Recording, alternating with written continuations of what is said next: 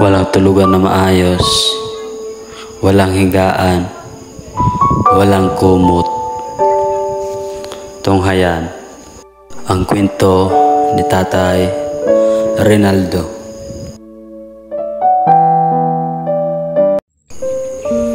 Mula sa bayan ng Kalbiga, Samar, bumayahay ang team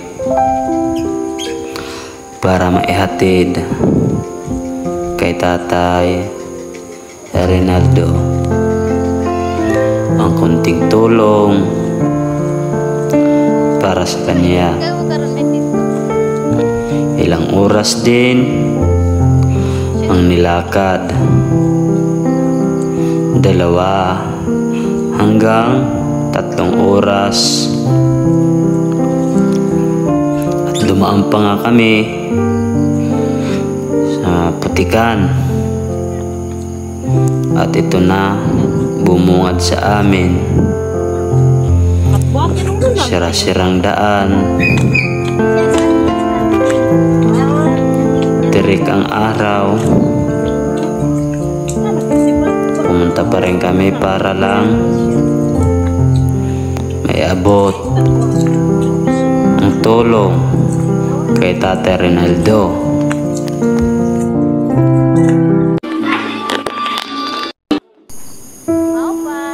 At yun na nga, narating na namin ang barangay Buluan,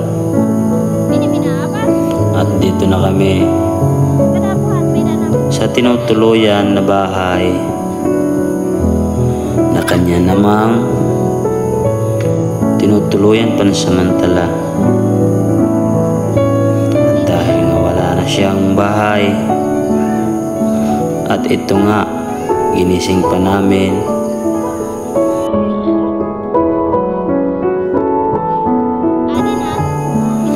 At tinanong namin,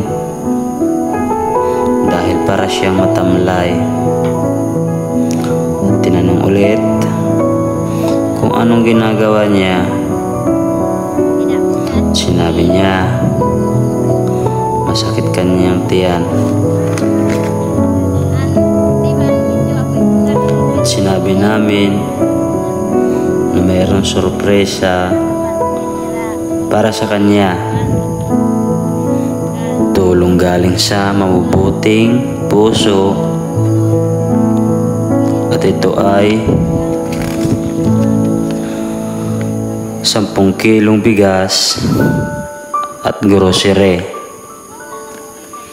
At tinanong namin siya, pala ay ilang araw na palang siyang hindi nakakain ng kanin, at kamuting kahoy lang pala ang kanyang kinakain ilang araw.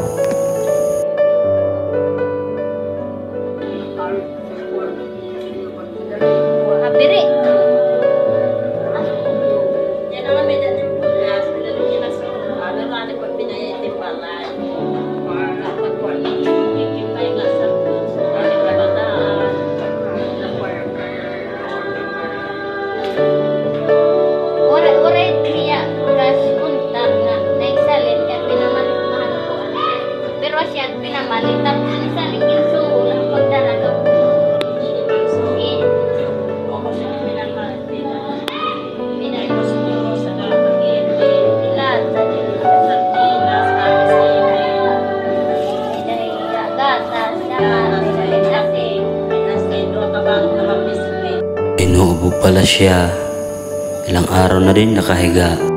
Ito pala ang kanyang tirahan, butas-butas, at wala nang tumitira dito na matagal na.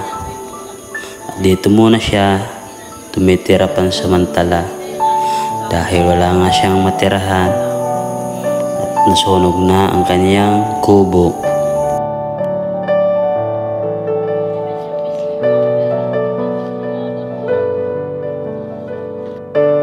Dito nga siya nagsasaing sa baba sa loob ng bahay.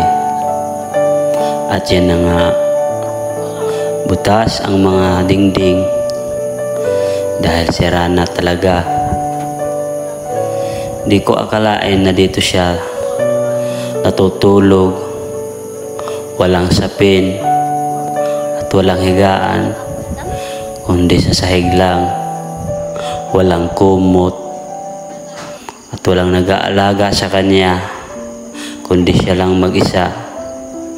Nakakalungkot.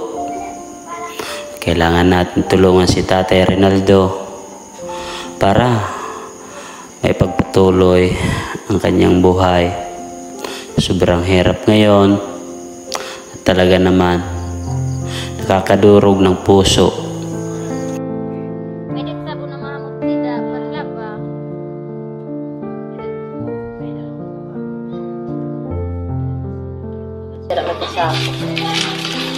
Kaya biskuit. Putara na lang.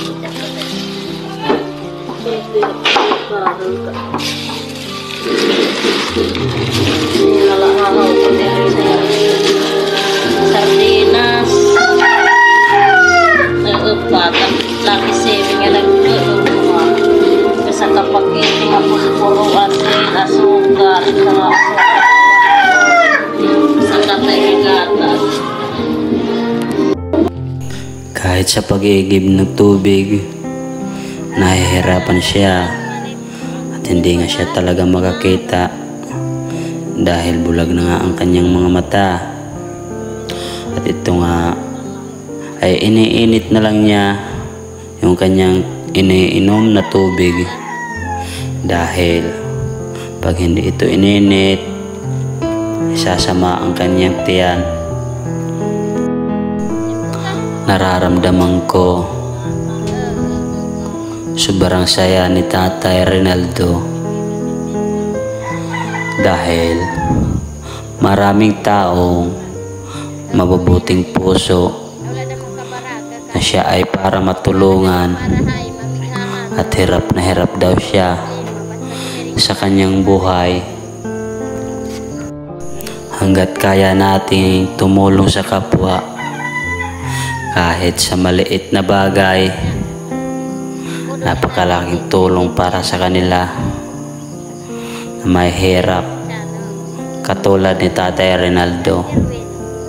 Simpleng bagay naman ito at napakalaking bagay naman para sa kanya at nararamdaman ko talaga saya niya ngayong araw. Natutumba daw siya pag siya ay bumabangon dahil nga wala siyang makain, walang maulam at wala ngang naghahatid sa kanya. Sinabi sa amin na gusto niya daw magkaroon ng maliit na kubo dahil wala nga daw siyang matulugan na maayos at walang mahigaan na maganda.